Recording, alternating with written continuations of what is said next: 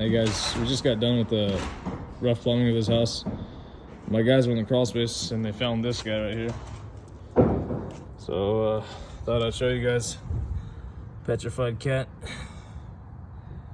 And surprisingly, it's really not that uncommon over here.